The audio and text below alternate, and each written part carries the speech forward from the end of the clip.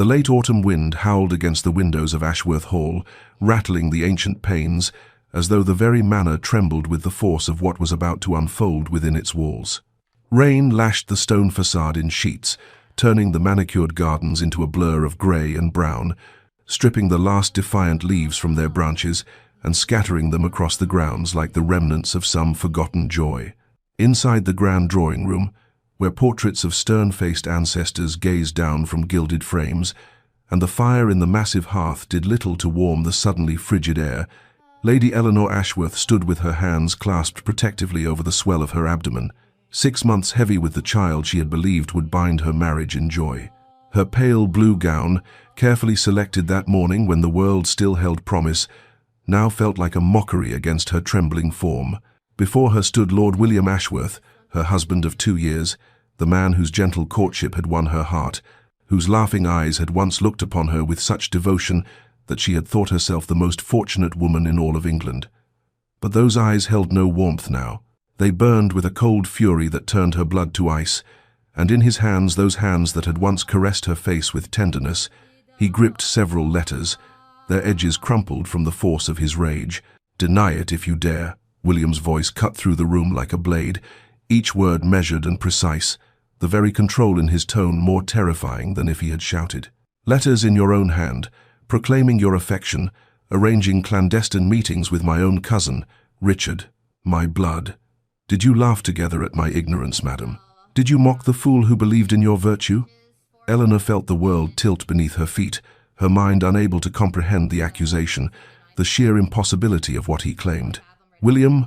there must be some mistake. I have written no such letters. Richard is your cousin, nothing more. I barely know him. Please let me see them.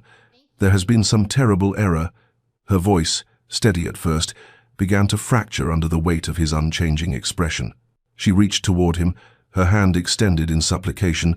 but he stepped back as though her very touch would contaminate him. "Error?" The word dripped with contempt. "I have examined them myself. The handwriting is yours, unmistakable. The intimate details, the references to our private life that only you could know." He broke off, his jaw clenched so tightly she could see the muscle jumping beneath his skin. "I trusted you. I gave you my name, my home, my heart. And this is how you repay such devotion." Eleanor's mind raced desperately through her days, searching for any interaction with Richard that could have been misconstrued. But there was nothing. Nothing but polite exchanges at family gatherings, formal pleasantries in William's presence. "I swear to you upon everything I hold sacred, upon the life of our unborn child, I am innocent of this accusation. William, please, you know me. You know I could never." But even as the words left her lips, she saw the terrible finality in his eyes, the way he looked at her as though she were already a stranger, someone he had never truly known. The tears that began to stream down her cheeks seemed only to harden his resolve, as if her grief were merely another performance, another deception in a marriage he now believed had been built entirely upon lies. "You will leave Ashworth Hall at first light," William pronounced, and the words fell upon Eleanor like a death sentence, final and absolute, severing her from everything she had known and loved in a single merciless declaration. She staggered backward, her hand reaching for the back of a chair to steady herself as the room seemed to spin around her, the faces in the portraits blurring into accusatory shadows. "William, please, I beg you think of the child, our child. Where would you have me go? I have no family, no means. You cannot cast me out in this condition, not without." But he turned away from her, his shoulders rigid beneath his coat, his hand raised to silence her pleading. "You have until dawn to gather your belongings. The cottage at the eastern edge of the estate will serve as your residence. You will be provided with basic necessities, nothing more. I will not have you starve, but neither will I endure your presence under this roof another day." The household, which had been conducting its evening duties with the usual quiet efficiency, ground to a halt as the news spread like wildfire through the servants' corridors, whispered behind hands, and met with wide eyes of disbelief. Eleanor climbed the grand staircase to her chambers, each step an agony, feeling the weight of pitying and horrified stares following her ascent, and collapsed onto her bed as Martha, her faithful maid, who had been with her since her wedding day, rushed to her side with tears streaming down her weathered face. "My lady, this cannot be happening. His lordship has gone mad. Everyone below stairs knows you are innocent of such charges. We must do something, must make him see reason." But Eleanor, her hands trembling violently as she pressed them against her swollen belly, where their child moved and kicked, oblivious to the catastrophe unfolding around it, could only shake her head in numb despair. Through the long hours of that terrible night, Martha helped her pack trunks with clothing, books, and the few personal items she could call her own, though everything in this house had been provided by William's wealth, and Eleanor felt herself being systematically erased from the life she had built. Near midnight, summoning the last reserves of her strength and dignity, Eleanor sat at her writing desk and composed a letter to William, her hand shaking so badly that the ink blotted and smeared, but she persevered, pouring her heart onto the page, declaring her innocence with every fiber of her being, begging him to investigate further, to question Richard directly,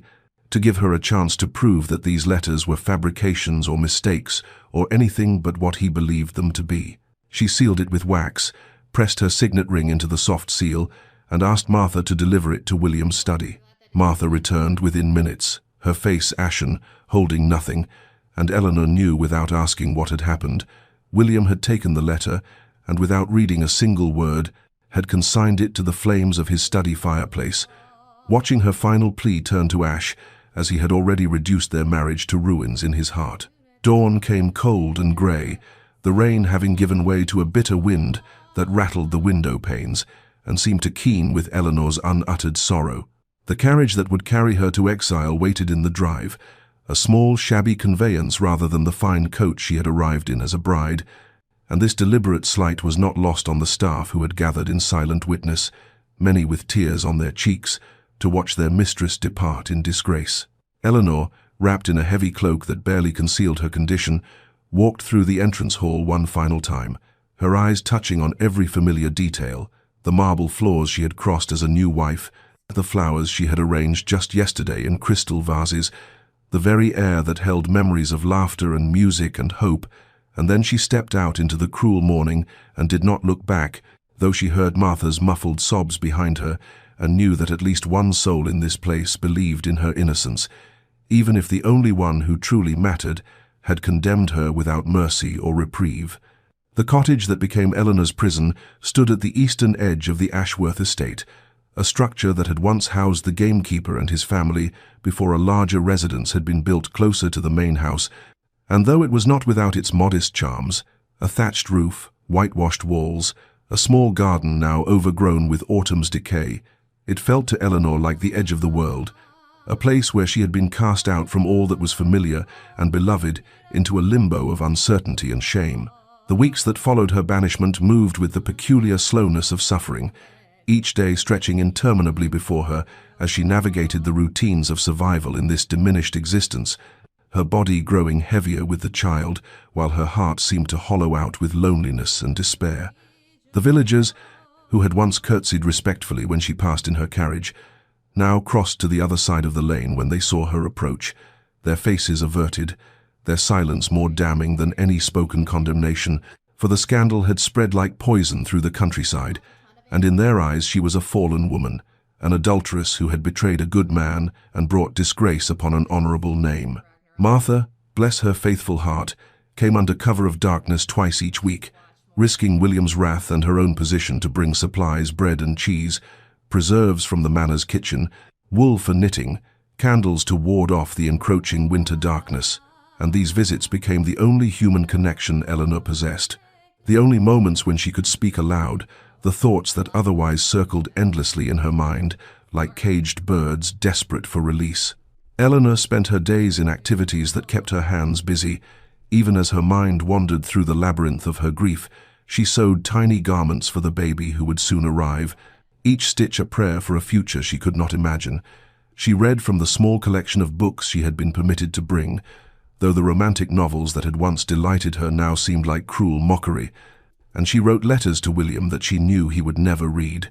pouring out her innocence, her confusion, her anguish onto page after page that she then locked away in a wooden box, a record of her truth, even if no one would bear witness to it. The child within her moved with increasing vigor, little feet and fists pressing against the walls of her womb, and Eleanor would place her hands on her belly and weep for this innocent life, who would be born into shame, who would never know their father's love, who would bear the burden of a scandal they had no part in creating. And she wondered with desperate aching what William would think if he could feel these movements, if he could know the reality of the child he had helped create and then abandoned. As November gave way to December, winter descended upon the cottage with harsh winds that found every crack and crevice in the old walls, and Eleanor would huddle by the meager fire, wrapped in shawls, watching the frost creep across the windowpanes like lace patterns of ice, feeling her isolation as a physical weight upon her chest, a crushing loneliness that made each breath an effort, and she thought sometimes that this must be what it felt like to be forgotten by the world, to exist in a space between life and death where nothing mattered and no one cared. And only the insistent movements of her child reminded her that she was still tethered to this earth, still responsible for at least one other soul, and so she endured, day after cold and endless day, waiting for a resolution she could not envision, and grieving for a love she feared was lost forever. William had believed that banishing Eleanor would bring him peace, that removing the source of his humiliation and betrayal from his sight would allow him to rebuild the walls around his wounded pride and resume the life he had known before. Her deception shattered it, but instead he found himself haunted by an absence that filled every corner of Ashworth Hall with ghostly reproach, her empty chair at the dining table a silent accusation,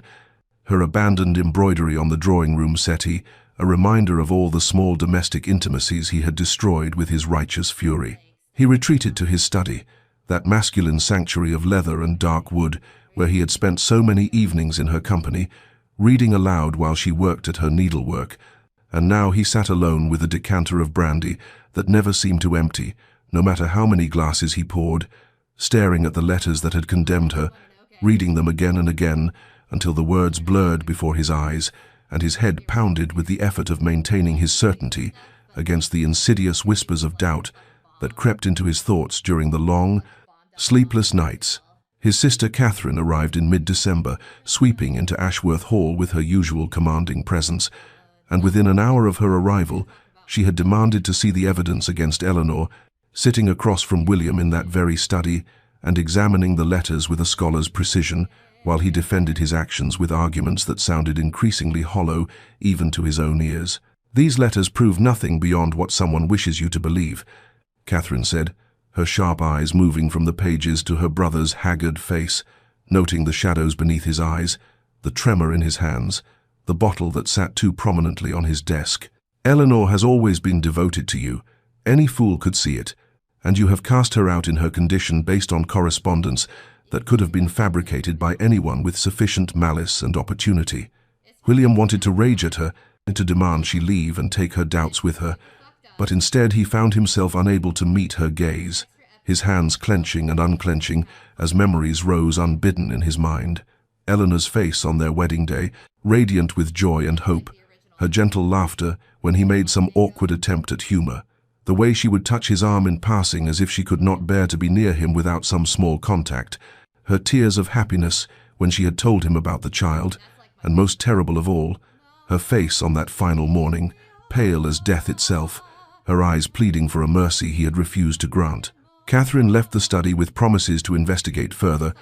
and William was alone again with his brandy and his letters, and the growing, gnawing fear that he had made a terrible mistake, that his pride and his rage had led him to commit an injustice so profound that it could never be undone, and at night he dreamed of Eleanor's pale face, her mouth forming words he could not hear, her hands reaching toward him across a distance that widened with each step he tried to take toward her, and he would wake gasping, his nightshirt drenched with sweat. The phantom image of her suffering imprinted on his mind like a brand that burned hotter with each passing day, and he knew, though he could not yet admit it even to himself, that whether the letters were true or false, he had destroyed something precious and irreplaceable, and the peace he had sought through banishment remained as elusive as forgiveness in the cold and empty halls of his ancestral home. Catherine Ashworth had inherited her father's methodical mind and her mother's intuition for human nature, and these qualities combined to make her a formidable investigator when she set her mind to uncovering truth, which she did now, with the fierce determination of someone who had watched her brother destroy himself and an innocent woman over evidence that felt wrong in ways she could not initially articulate, but sensed with every instinct she then possessed. She began by examining the letters again in the privacy of her chambers,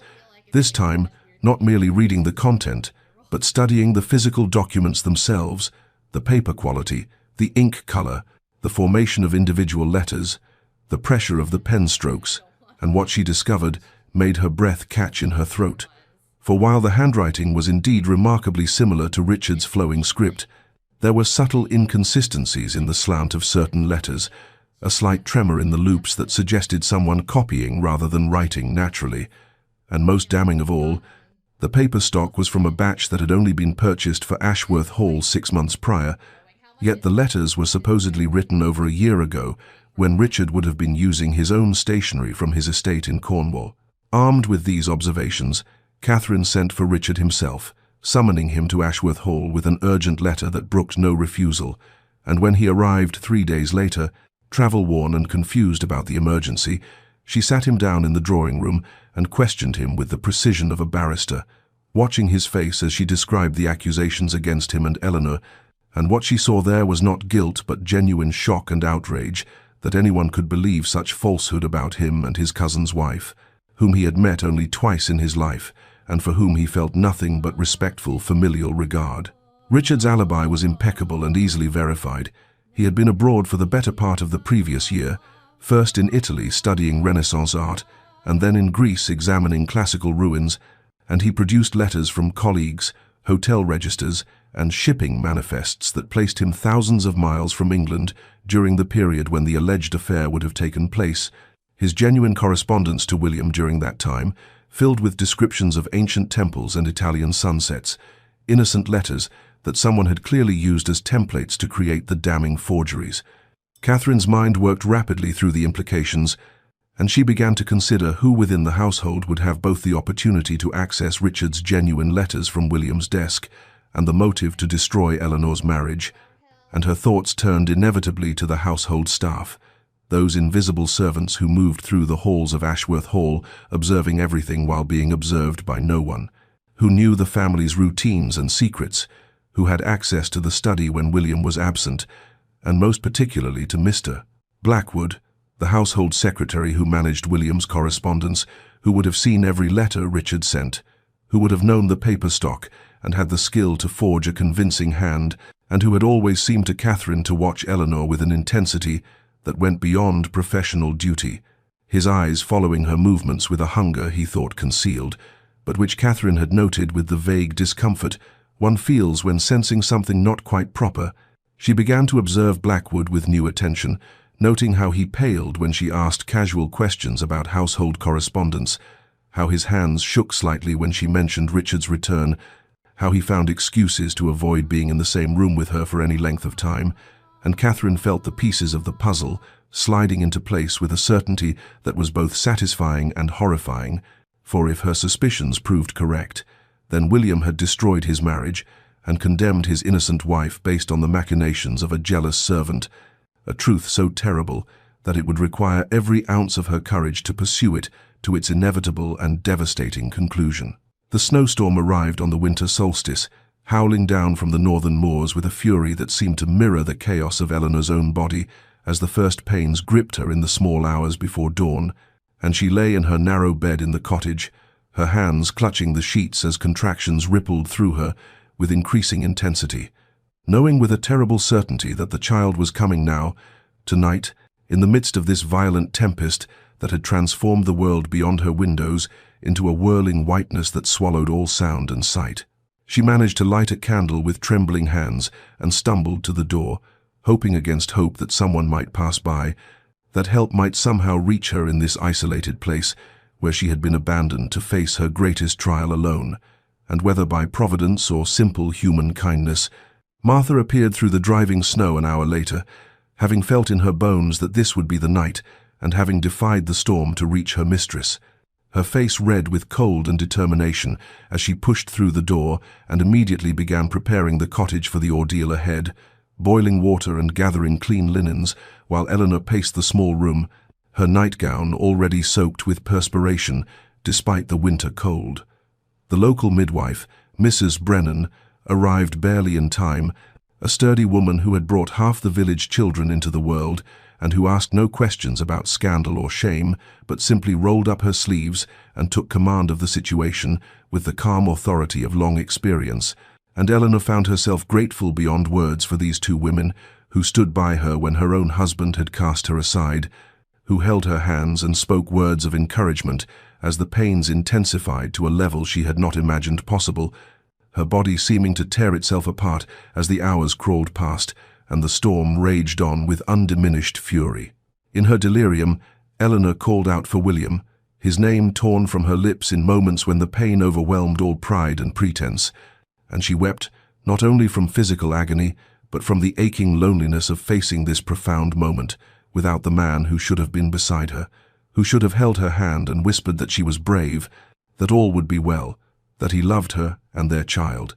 and the absence of his presence was a wound as deep as any the labor inflicted on her exhausted body. Just after midnight, as the old year prepared to give way to the new, Eleanor's daughter entered the world with a cry that cut through the howling wind, like a proclamation of life's stubborn persistence in the face of all sorrow.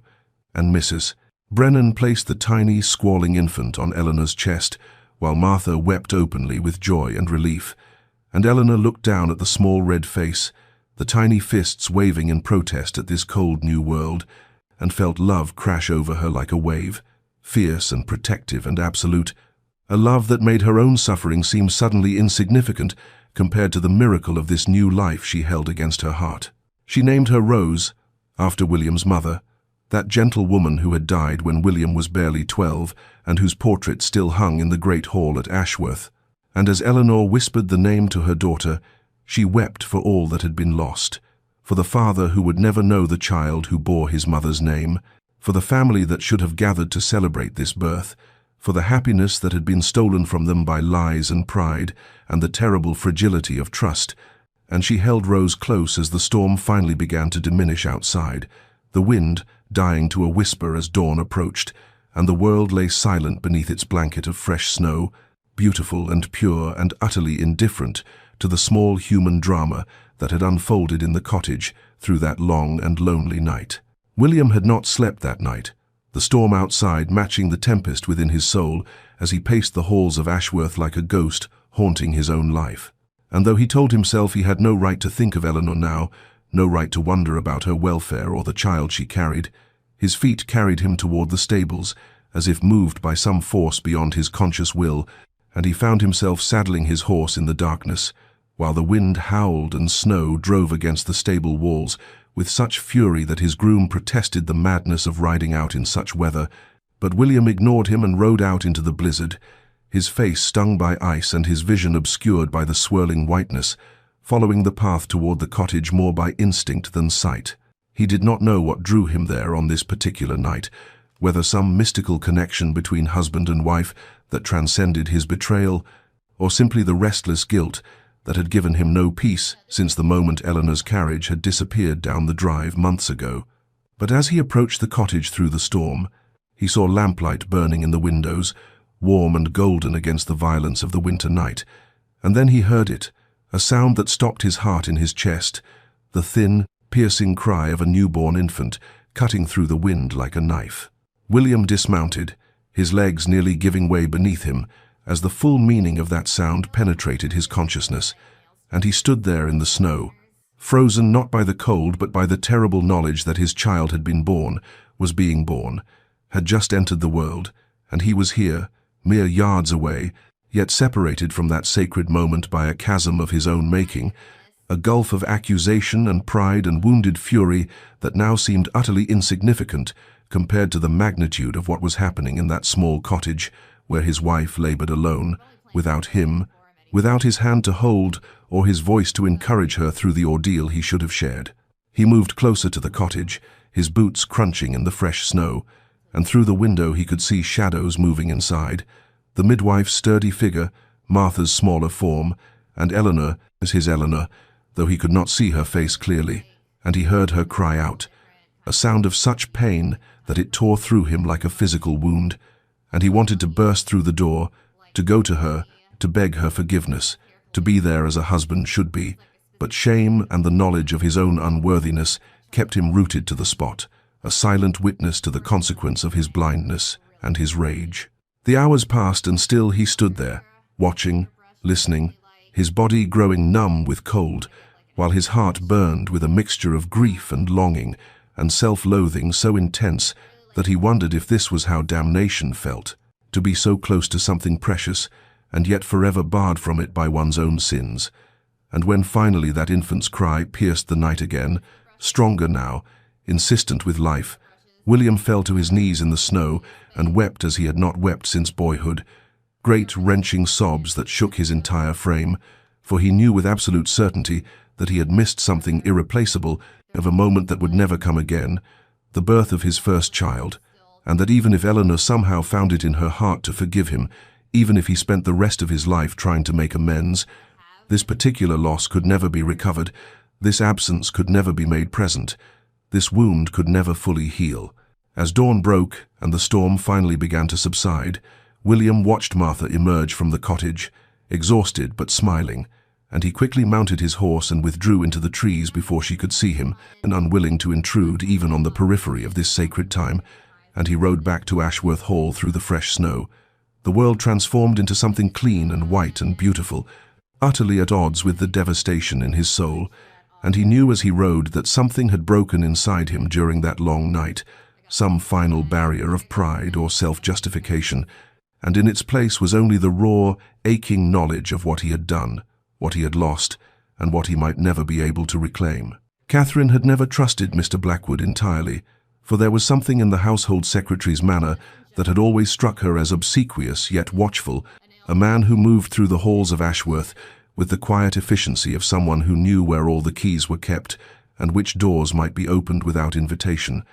And it was this instinct that led her to his quarters on a grey morning 3 days after the snowstorm had finally cleared, ostensibly to request certain household accounts, but truly to observe him more closely in the wake of her growing suspicions about the letters that had destroyed her brother's marriage. She found his door slightly ajar, which was unusual for a man so meticulous about his privacy, and through the gap she glimpsed him kneeling before his fireplace, feeding papers into the flames with movements that betrayed a desperate haste, utterly unlike his typically measured demeanor. And without hesitation she pushed the door open fully and demanded to know what he was burning with such urgency that he had not even properly closed his door. Blackwood leapt to his feet, his face draining of color, and for a moment Catherine saw naked panic in his eyes before he attempted to compose himself, stammering something about old correspondence that was no longer needed. But Catherine had already crossed the room and seized several sheets from the desk before he could stop her, and what she saw there made her blood run cold, page after page of handwriting practice. Richard's distinctive script, copied over and over with painstaking precision, and beside these practice sheets lay several of Richard's actual letters from his travels abroad, letters that Blackwood had evidently used as templates to perfect his forgery. The confrontation that followed stripped away years of Blackwood's carefully maintained facade, and under Catherine's relentless questioning, delivered with all the imperious authority of her station, he crumbled like a wall built on sand,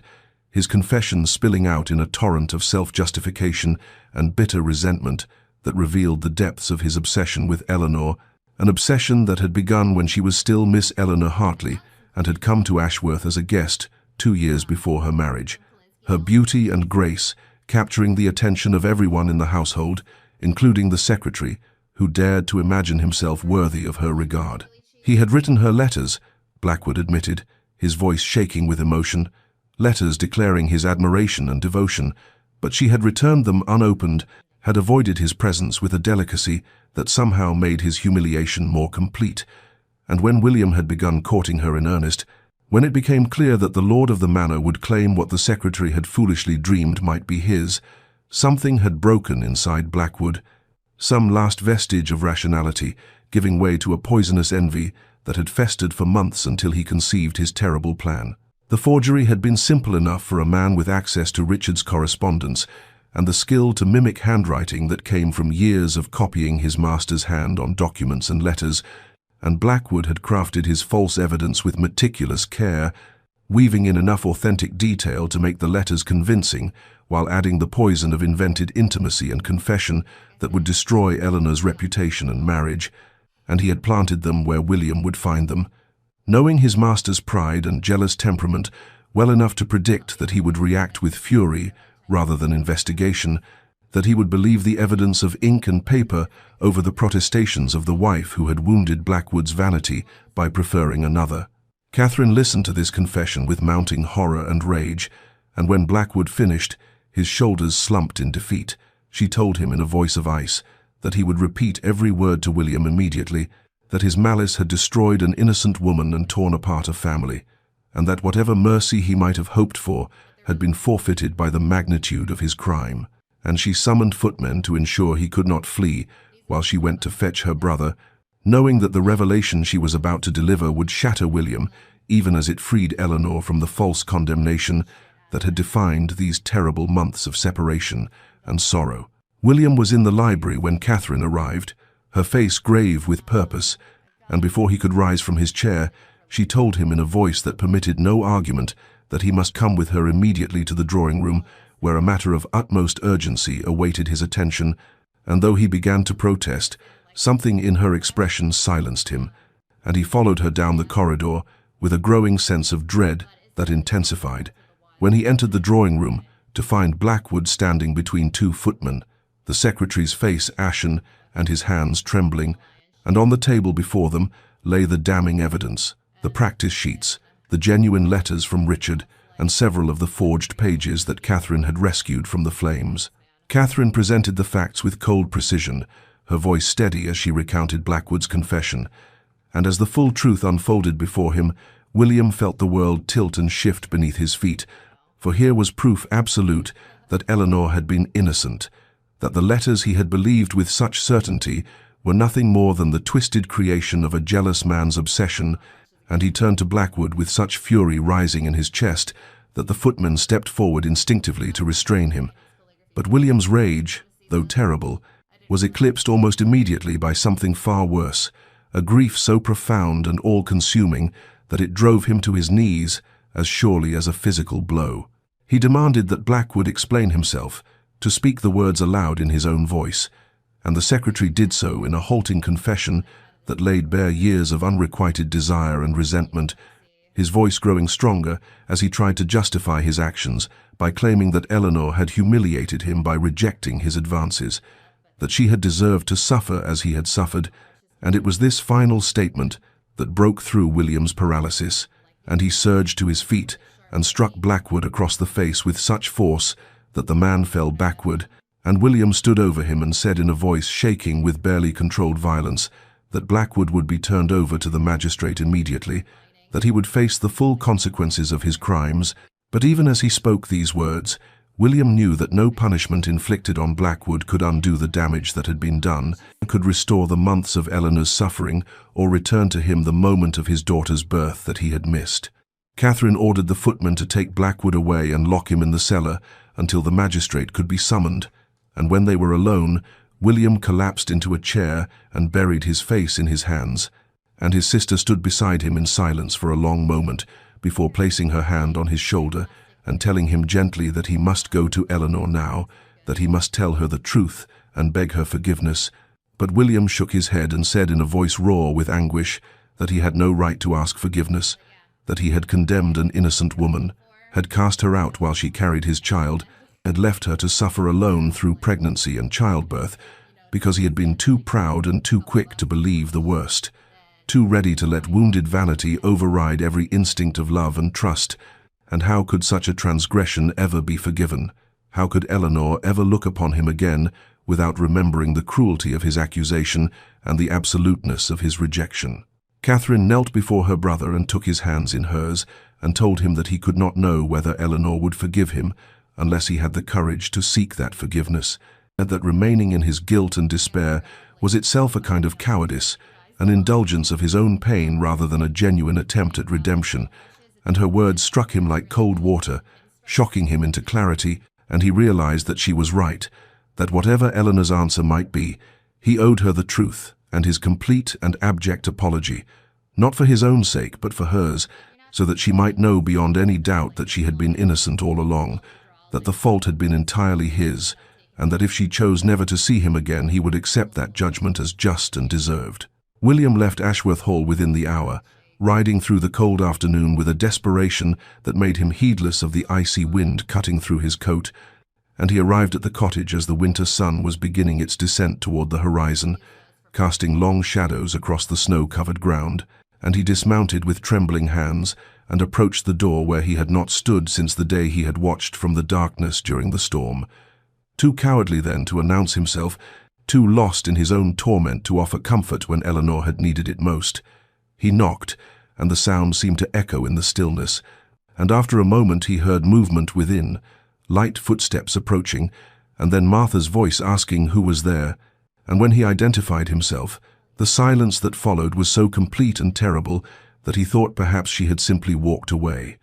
But then she opened the door just wide enough for him to see her face, stern and protective, and she told him in a voice devoid of warmth that her mistress was not receiving visitors, that Lady Eleanor had been through quite enough without being subjected to further distress, and William began to speak, then, the words tumbling out in a rush as he tried to explain about Blackwood and the forgery and the horrible mistake he had made, and Martha's expression shifted from hostility to shock and then to something harder to define. But still she shook her head and said that Eleanor needed time, that the truth might set her free from false accusation, but it could not erase months of suffering and abandonment, and William fell to his knees there on the doorstep and begged Martha to at least tell Eleanor that he knew the truth now, that she had been innocent all along, that he was sorry beyond any words he possessed, and he stayed there kneeling in the snow until Martha finally closed the door, not unkindly but firmly, leaving him alone in the gathering dusk. Inside the cottage, Eleanor stood with her back pressed against the wall, Rose clutched to her chest, and she had heard every word William had spoken through the thin door. She had heard the raw anguish in his voice and the truth of Blackwood's betrayal, and she wept silently as she listened to her husband begging for an audience she could not yet grant,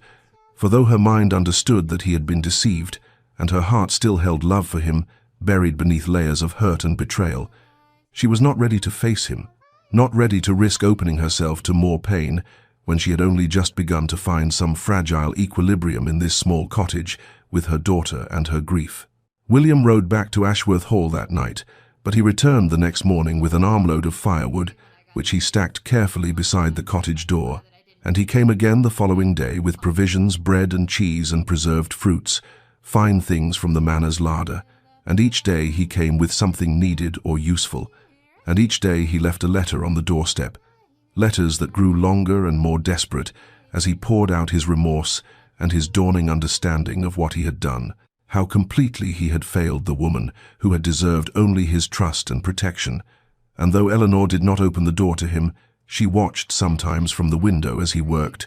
splitting wood or clearing snow from the path, performing the humble tasks of service and penance, and Martha, who went back and forth between the cottage and the hall, told Eleanor that William was destroyed by guilt and grief, that he barely ate or slept, that he spoke of nothing but his need to make amends somehow, though he knew amends might be impossible, and Eleanor listened to these reports with a heart divided between the desire to maintain her protective walls and the slow erosion of her anger in the face of his evident and genuine devastation.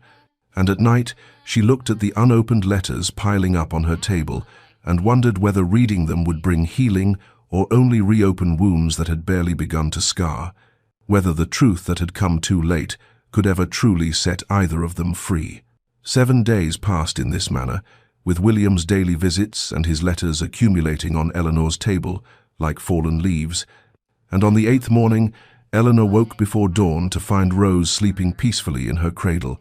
and the silence of the cottage pressing against her like a physical weight, and she rose and lit a candle and stood before the stack of unopened letters, her hand hovering over them as she had done a dozen times before. But this time something had shifted within her, some small crack in the armor she had built around her heart, and she picked up the first letter with trembling fingers and broke the seal and began to read. William's words were raw and unguarded, stripped of all the formal eloquence that had characterized their earlier correspondence, and he wrote of Blackwood's confession and the evidence Catherine had discovered, explained in careful detail how the forgery had been accomplished, and his own terrible blindness in accepting the letters as truth, but more than the facts he wrote of his devastation at what he had done, how he had lain awake every night since learning the truth and relived the moment of his accusation, the cruelty of his words, the absoluteness of his rejection, and he confessed that he had no right to ask for forgiveness, but that she deserved to know she had been innocent all along, that the fault had been entirely his, that he would carry the weight of his mistake for the remainder of his days, regardless of whether she ever chose to see him again. Eleanor read through tears that blurred the words on the page, and when she finished the first letter, she picked up the second and then the third, and she read through the morning as Rose slept, and the winter sun climbed slowly into a pale sky. And with each letter, she felt something loosening inside her chest. Not forgiveness exactly, but a recognition that William's suffering was genuine and profound, that he understood the magnitude of his transgression, and was not seeking to excuse or diminish it, but simply to acknowledge the truth and accept whatever judgment she might render. When Martha arrived mid-morning with supplies, she found Eleanor sitting at the table surrounded by opened letters, her eyes red from weeping, and Martha asked gently if her mistress was well. And Eleanor nodded and said in a voice barely above a whisper that she wanted Martha to tell Lord William something, that she wanted him to know the child's name. And Martha's face softened with understanding, and she promised she would relay the message that very day. William was splitting wood behind the cottage when Martha approached him, and he straightened immediately and asked if Eleanor had read the letters, if there was any response. And Martha told him that Lady Eleanor wished him to know that their daughter had been named Rose, after his late mother, and the effect of these words on William was immediate and complete. He dropped the axe and sank to his knees in the snow, and wept with such force that his whole body shook. For in that single gesture, he understood that Eleanor had not forgotten him during her exile, that even in her darkest hours she had thought of him and honored his family, and he realized that the woman he had wronged so terribly had still found room in her heart to offer this small kindness, this connection between their daughter and the grandmother who would never know her. And Martha stood watching him cry and felt her own eyes fill with tears, for she had served both of them and loved them both, and she had hoped against hope that somehow the pieces of this shattered marriage might be gathered up and made whole again, though she knew that such healing would require time and patience and a kind of courage that neither Eleanor nor William might possess. And yet, in this moment, seeing William broken and humbled and genuinely transformed by his grief and remorse, she allowed herself to believe that perhaps redemption was not impossible, after all. 3 weeks passed before Eleanor finally sent word through Martha that she would see William, though the conditions she set were precise and protective. He might come to the cottage at midday when the light was strongest, and he might look upon his daughter, but he would remain outside while she stood at the window with Rose in her arms, the glass between them, a transparent barrier that spoke volumes about the fragility of this first concession. And William agreed immediately to these terms, grateful for even this small mercy, and he arrived at the appointed hour dressed with more care than he had shown in months, his hands shaking as he approached the cottage and saw Eleanor's silhouette behind the wavy glass of the window. And when she stepped closer, and he could see her clearly for the first time since that terrible morning of accusation, he was struck by how she had changed, her face thinner and marked by suffering, her eyes holding a wariness that had never been there before. But she was still beautiful, still the woman he had loved and betrayed. And then she shifted the bundle in her arms and turned it toward the window, and William saw his daughter. Rose was sleeping, her tiny face peaceful and perfect, with delicate features that seemed almost translucent in the winter light. And even through the distortion of the glass, William could see the resemblance to his mother, the same shape of the eyes, the same curve of the mouth, and the recognition of this inheritance that spanned generations made his throat tighten with emotion. For here was proof of continuity and connection, his mother's legacy living on in this child he had never held. And he raised his hand and placed it flat against the cold glass, as if he might somehow touch them through this barrier. And Eleanor watched his face as he gazed at Rose, saw the naked longing and love and grief that played across his features, and something shifted inside her, some small weakening of the walls she had built, for she could see that his anguish was genuine, and his love for their daughter immediate and unconditional. And she found herself studying him, as he stood there with his hand pressed to the window, this man who had been her husband and her destroyer. and she saw that he was broken in ways that might never fully heal, that the weight of his mistake had changed him fundamentally, and after several long minutes, during which neither of them spoke, but simply looked at each other across the barrier of glass and hurt and time, Eleanor made a decision that surprised even herself, and she called out to him in a voice that carried through the window, asking if he would like to stay. And when he looked at her with confusion and desperate hope, she explained that if he wished he might sit on the porch while she sat inside by the window, that they need not speak if he preferred, but that he might remain there in proximity to his daughter, and William accepted this offer with such profound gratitude that Eleanor felt tears spring to her eyes, and so began a new pattern in their strange and careful dance toward something that might, with time and patience, become reconciliation. For William settled himself on the cold wooden boards of the porch, and Eleanor positioned herself in the chair by the window, with Rose sleeping in her lap, and they sat this way for an hour or more, saying nothing but sharing the space and the silence and the presence of the child who bound them together, whether they wished it or not. And when William finally rose to leave, he thanked Eleanor with a formality that seemed almost absurd given their history, and she nodded in acknowledgement. And after he had gone, she realized that her heart was beating rapidly and her hands were trembling, for she had taken the first small step toward letting him back into her life, and she did not know whether this was courage or foolishness, whether it would lead to healing or only to fresh wounds. But she knew that she could not keep him away forever, not when Rose deserved to know her father, and so she resolved to continue these careful meetings and see where they might lead. The days began to settle into a rhythm that was both strange and strangely comforting, with William arriving each afternoon as the winter sun reached its pale zenith and taking his place on the cottage porch, while Eleanor positioned herself by the window with Rose, and at first they maintained the silence that had characterized their initial meetings. But gradually, William began to speak, his voice low and careful as he told her about the happenings at Ashworth Hall, how the gardens were preparing for spring, and the tenants had inquired after her health, and Eleanor listened without responding, but she listened nonetheless. And as the weeks passed, William's monologues grew more personal and revealing, for he spoke of his childhood in those very halls, how his father had been a distant and exacting man who valued duty above all else, and how William had learned early to suppress emotion and rely on reason, and he confessed that this upbringing had made him vulnerable to Blackwood's deception, for he had trusted the evidence of letters over the evidence of Eleanor's character. He had chosen cold logic over the warmth of faith in the woman he had married, and Eleanor heard in these confessions a man trying to understand his own failures, not to excuse them, but to trace their roots, and she found herself softening slightly toward him, even as she maintained her protective distance. One afternoon in early March, when the first hints of spring were touching the frozen landscape, and Rose was playing on a blanket near the window, making the delightful burbling sounds that infants make when they discover their own voices, Eleanor made a decision that surprised even herself,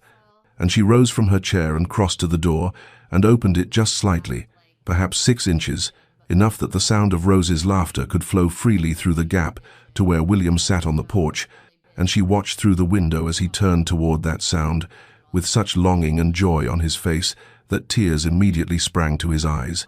and he sat very still as if afraid that any movement might cause Eleanor to close the door again. And he listened to his daughter's happy sounds with an expression of such profound gratitude that Eleanor felt something crack inside the protective shell she had built around her heart. For she realized that this man before her was not the cold and certain judge who had banished her, but rather someone broken and remade by his own mistakes, someone who had learned through terrible suffering the difference between the appearance of righteousness and its reality, and she began to see that perhaps genuine repentance was not merely words or gestures, but this kind of fundamental transformation, this willingness to sit day after day in the cold and accept whatever small mercies she might offer without demanding more. And when William finally spoke that day, his voice was thick with emotion, and he thanked her for this gift of hearing Rose's laughter, and Eleanor found herself responding for the first time in weeks,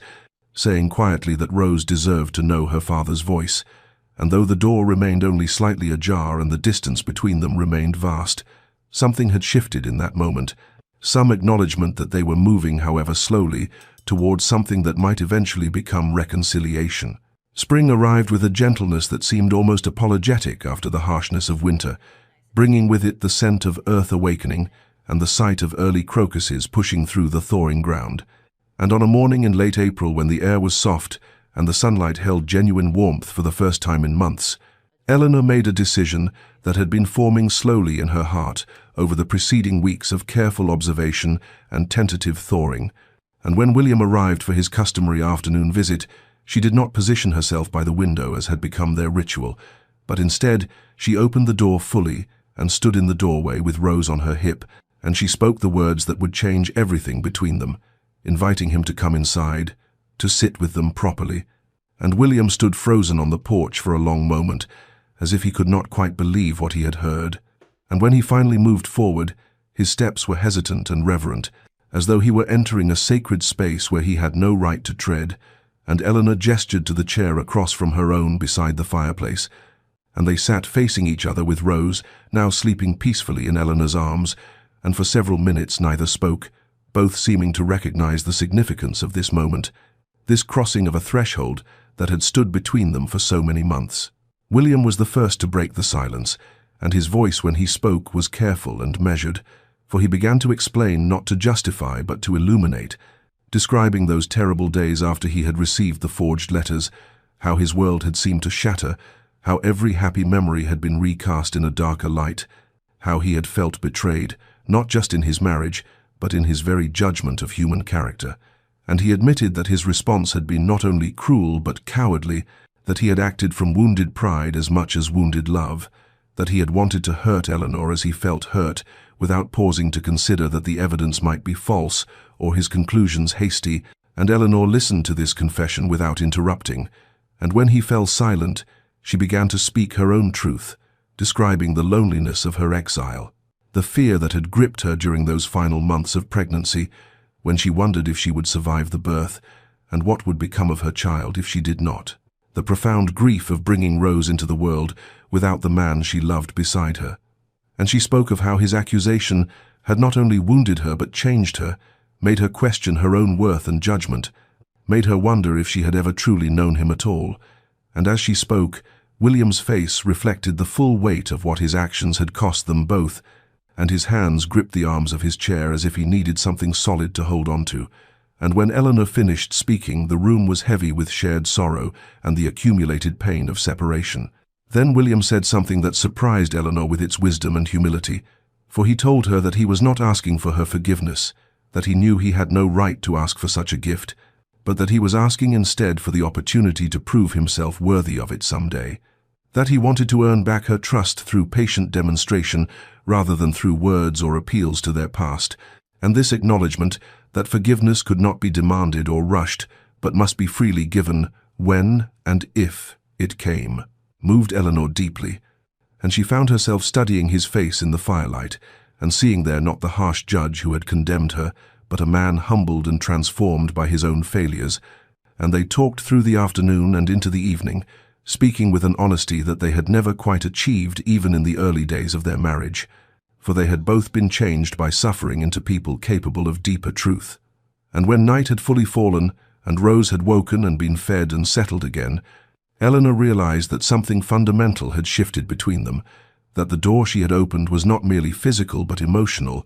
and that while the path to full reconciliation would be long and uncertain, they had taken the first real steps upon it together. The morning came soft and golden, with May sunlight streaming through the cottage windows and the birds singing in the hedgerows as if the world itself was celebrating the tentative peace that had been established between Eleanor and William. And when he arrived that day, Eleanor was waiting with a decision that had formed during the long hours of the previous night when she had lain awake, listening to Rose's gentle breathing and thinking about the conversation William had shared, about the honesty and vulnerability they had finally achieved after so many months of pain and separation. And when William stepped through the door, she saw the mixture of hope and uncertainty in his eyes, the way he had learned to temper his expectations and accept whatever small mercies she might offer. And she realized that this careful humility, this willingness to receive rather than demand, was itself a kind of proof of his transformation. And so she spoke words that would change everything between them, telling him that she thought it was time he met his daughter properly, Time he held Rose in his arms as a father should,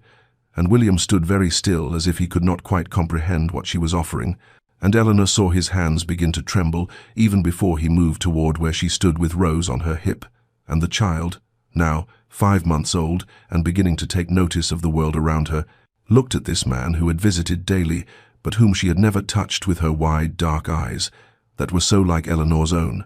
And William approached slowly, reverently, his movements careful, as if he were approaching something infinitely precious and fragile.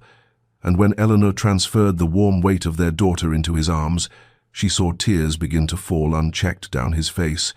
and his whole body seemed to shake with the intensity of the emotion that overwhelmed him as he looked down at Rose's tiny, perfect features, the delicate curve of her cheek, and the small hands that reached up instinctively toward his face. And Rose studied her father with that peculiar intensity that infants sometimes have, as if she were memorizing every detail of him, and then she made one of those burbling sounds of contentment that babies make, and William broke completely, his shoulders shaking with sobs as he cradled her against his chest,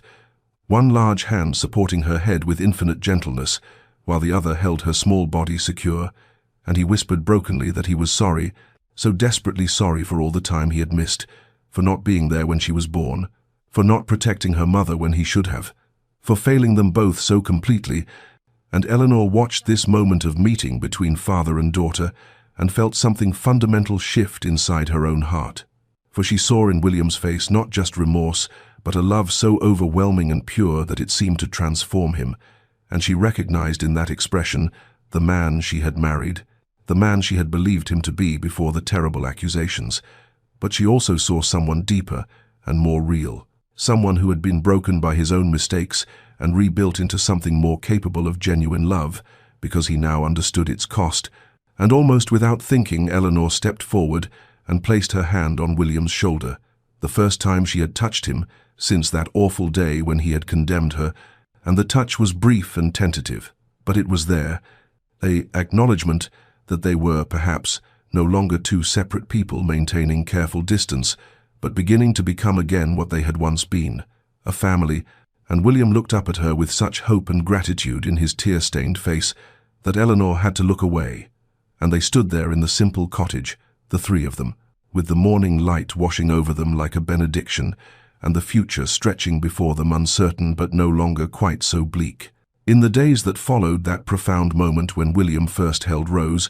a rhythm began to establish itself, tentative and careful like the first notes of a melody being composed, and during one of their quiet conversations, William spoke with characteristic directness about what he hoped might come next, suggesting that perhaps Eleanor and Rose might return to Ashworth Hall, that the three of them might resume their life together as a family in the grand manor where their marriage had begun. But Eleanor felt her entire body tense at the suggestion, for she was not ready to return to those halls where she had been condemned and cast out, where every room held memories of her humiliation and every corridor might whisper of her disgrace,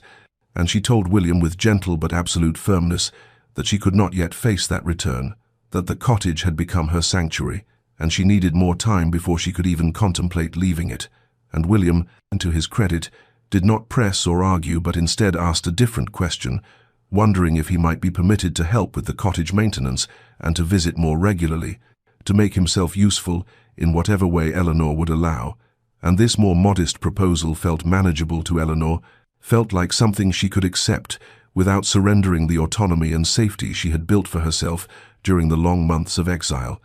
And so she agreed, and from that day forward, William's presence became woven into the fabric of their daily life, in ways both practical and profound. For he arrived each morning with his tools and his willingness, repairing the sagging gate and the loose shingles on the roof, chopping wood for the winter stores, even though summer was barely beginning, mending the fence that kept the small kitchen garden safe from wandering deer, and between these tasks he would play with Rose, dangling his watch chain for her to grasp, or making silly faces that drew peals of delighted laughter from her, and Eleanor would watch from the doorway or the window and see in these interactions a kind of courtship. For William was courting not only his daughter's affection, but his wife's trust, proving through accumulated small actions what words alone could never demonstrate. And he brought Eleanor gifts that showed he remembered who she was beneath the pain, bringing her books of poetry because he recalled her love of verse, bringing her the first strawberries from the Ashworth Gardens because she had once mentioned they were her favorite, bringing her wildflowers gathered from the fields because she had always preferred them to hothouse blooms. And in the evenings he would read aloud to her while she sewed or nursed Rose, his voice filling the cottage with stories of far-off places and impossible adventures. And slowly, imperceptibly at first, but then with gathering momentum, Eleanor began to feel something shift inside herself, began to recognize that the walls she had built around her heart for protection were perhaps no longer necessary, that the man before her had indeed changed and had been humbled and refined by his own terrible mistakes into someone capable of the patience and devotion that true love required. And she found herself watching him with Rose and feeling not just appreciation, but something warmer, something that reminded her of how she had felt in the early days of their marriage when everything had seemed possible and their future had stretched before them, bright with promise. And though she was not yet ready to speak these feelings aloud, she knew that William's persistent, gentle presence was rebuilding, not just the physical structures of the cottage, but the foundation of trust upon which their marriage might someday stand again. Summer arrived in earnest, bringing with it long golden evenings, when the light seemed to linger forever, and the air was sweet with the scent of honeysuckle and wild roses. And on one such evening in late June, when Rose was nearly 8 months old and growing more active and curious with each passing day, Eleanor and William were in the cottage garden, watching their daughter explore the world from her blanket on the grass, reaching for butterflies and laughing at the way the leaves moved in the gentle breeze. And William had been telling Eleanor about his plans for expanding the tenant cottages on the estate, seeking her opinion as he had begun to do more and more frequently, valuing her thoughts and perspective in a way he had failed to do during their first marriage. And Eleanor was responding with genuine interest when suddenly Rose pulled herself up, using the edge of the blanket, wobbling precariously on her small legs with a look of fierce determination on her face, and both parents fell silent, watching their daughter with held breath. And then Rose let go of the blanket and took one lurching step forward, then another and another, moving toward William with her arms outstretched and her face alight with triumph. And William dropped to his knees with tears already streaming down his face and opened his arms to catch her. And when Rose tumbled into his embrace, both parents were crying and laughing simultaneously, overwhelmed by the beautiful ordinariness of this milestone that so many parents witnessed together, but which they had feared they might never share. And William held Rose close and looked up at Eleanor with such joy and such sorrow mingled together that Eleanor felt something break open inside her chest, some final barrier she had been maintaining around her heart, and she realized in that crystalline moment of shared happiness that she had forgiven him, truly and completely forgiven him, that the weight of resentment and hurt she had been carrying had somehow dissolved in the accumulated days of his patient devotion and genuine transformation. And when William had settled Rose back on the blanket to practice her new skill, Eleanor asked if he might walk with her for a moment, and they moved to the edge of the garden where the roses grew wild against the stone wall. And there in the fading light, Eleanor told him that she believed in his remorse, that she could see his love was real and his repentance genuine. And William went very still and then asked in a voice barely above a whisper whether she thought she might someday be able to love him again, whether there was any hope that they might rebuild what he had so carelessly destroyed. And Eleanor looked at this man who had been both her greatest love and her deepest pain, who had condemned her unjustly, but who had also spent months proving his devotion through actions rather than words. And she told him the truth that had been growing in her heart without her quite realizing it,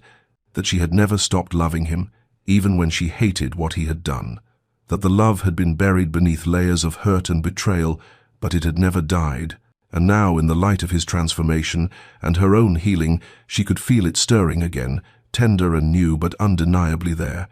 And William wept openly and asked if he might embrace her, and Eleanor stepped into his arms for the first time since before the accusations, and they stood there in the garden with their daughter playing nearby, and the evening light turning everything to gold, holding each other while the past began finally to release its grip on the present. The decision to return to Ashworth Hall was not made lightly or quickly, but rather emerged gradually over the course of several weeks following that transformative evening in the garden, and Eleanor found herself thinking about the manor, not with the dread and revulsion she had felt for so long, but with a cautious willingness to reclaim what had been stolen from her. And when she finally told William one August morning that she was ready to come home, that she wanted Rose to grow up in the house that was her birthright, and for them to truly be a family again, William wept with gratitude and immediately began making arrangements, and the day of their return was set for late September, when the weather would be fine, and Eleanor would have time to prepare herself emotionally for crossing that threshold again. And when the day arrived, William came to collect them in the carriage, helping Eleanor and Rose inside with such tender care as though they were made of the finest porcelain. And as they travelled the familiar road from the cottage to the main house, Eleanor felt her heart beating rapidly, with anxiety and anticipation mingled together, and Rose, now confidently walking and chattering in her baby language, seemed to sense something significant was happening and clutched her mother's hand tightly.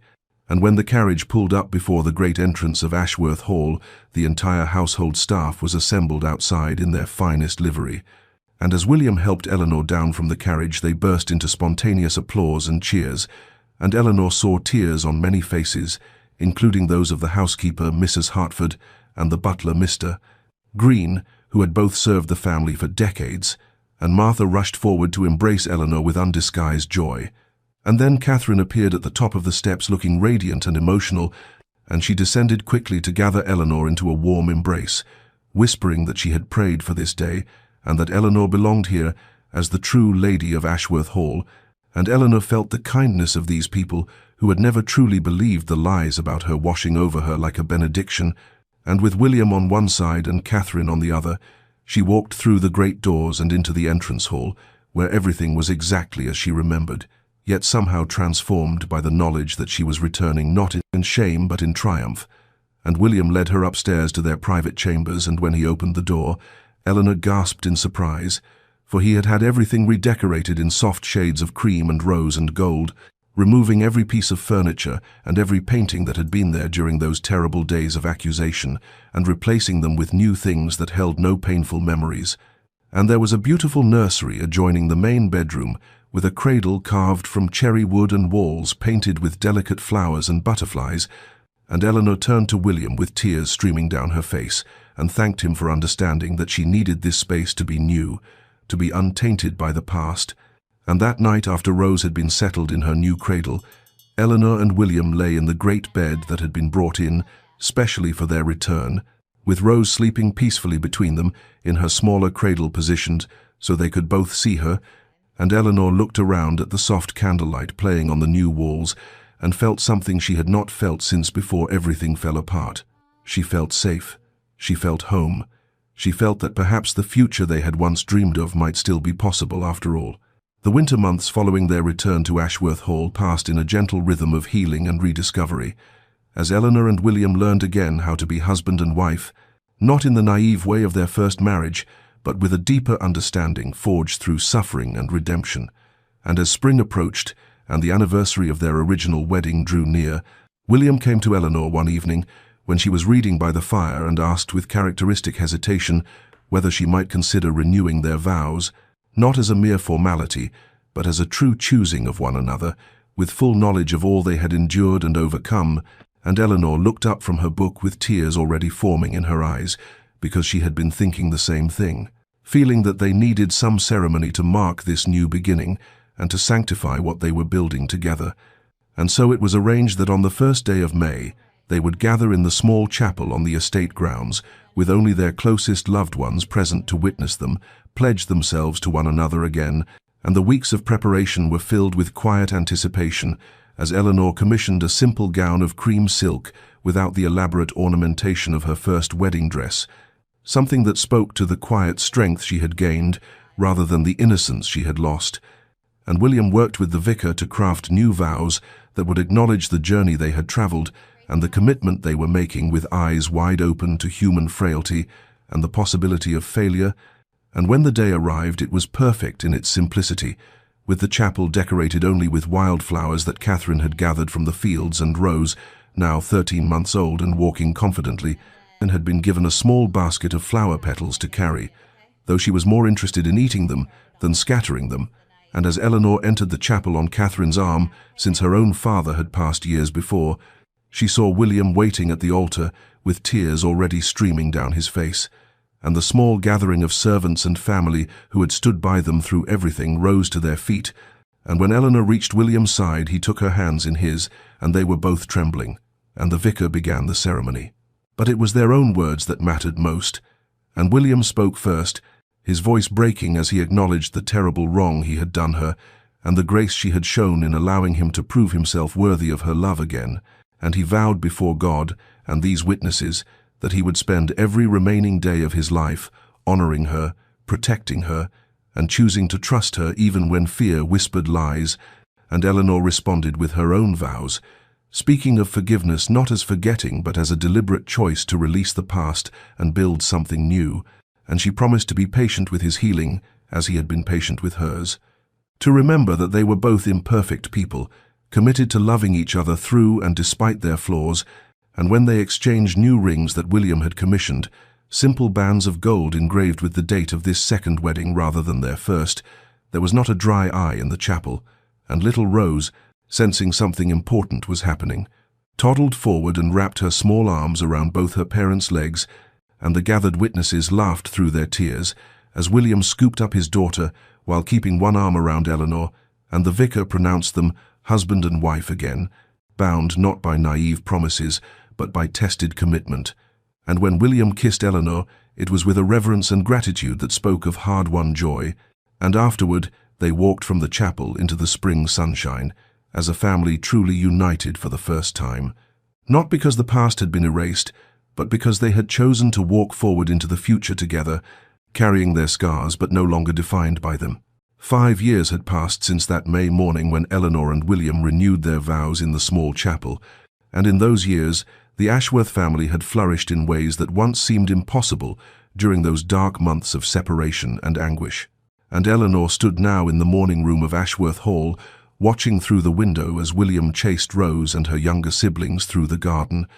Rose, at 6 years old, running with the confidence of a child who had never known anything but love and security. Her brother Thomas, aged 3, following as quickly as his small legs could carry him, and baby Margaret just beginning to toddle, held carefully in her father's arms, and the sound of their laughter drifted through the open window like music, and Eleanor felt a contentment so profound it sometimes brought tears to her eyes, not tears of sorrow but of gratitude for the grace that had brought them to this place, and she thought of the cottage where she had endured those lonely months of exile, which William had transformed at her request into a family retreat where they spent quiet weekends away from the grandeur of the main house, a place that honored her suffering while no longer being defined by it, and she remembered the woman she had been when she first arrived there, broken and abandoned and carrying a child whose father had rejected them both, and she marveled at how that woman had found strength she never knew she possessed, had survived when survival seemed impossible, had learned that she could stand alone even as she hoped desperately not to have to, and William too had been transformed, the arrogant certainty that had led him to condemn her, without proper evidence, replaced by a humility and gentleness that made him a better husband, a better father, a better man than he had been before. And their marriage now was built not on the romantic idealism of youth, but on the tested foundation of forgiveness, freely given, and trust painstakingly rebuilt, and they both carried scars from those terrible months, but the scars no longer defined them, instead serving as reminders of how far they had come, and how precious was the love they had fought to reclaim, and watching William now with their children, seeing the joy on his face unmarred by the guilt that had haunted him for so long, Eleanor knew that they had achieved something rare and precious. They had taken the broken pieces of their shattered lives and built something stronger and more beautiful than what had existed before. And as Rose caught sight of her mother in the window and waved with uninhibited delight, Eleanor waved back and felt her heart overflow with love for this family that had been tested by fire and emerged refined rather than destroyed, and she knew that the story of their suffering and redemption would echo through the generations of Ashworths to come, a testament to the power of forgiveness and the possibility of second chances when met with genuine repentance and patient love. And, dear listener, may this tale remind you that we are all capable of terrible mistakes born of fear and pride, that a moment's rashness can shatter lives and destroy what is most precious. But may it also remind you that no mistake is beyond the reach of forgiveness when true remorse meets true grace, that redemption is possible even in our darkest hours, if we have the courage to face what we have done and the humility to accept the gift of another chance. And may you be slow to judge and quick to verify. May you choose trust over suspicion and love over fear. And when you yourself stand in need of forgiveness or are called to offer it, may you remember William and Eleanor and know that broken things can be made whole again, perhaps not as they were before, but as something even stronger for having been broken and mended. And may your nights be peaceful and your heart be light, knowing that love persists even through the longest winters, and that spring always comes again to those who wait with hope. And this story comes to you from Tales of Heart and Home, where we believe that every ending can become a new beginning if we choose love over bitterness and forgiveness over resentment. So until we meet again in another tale, may grace and peace accompany you on your journey.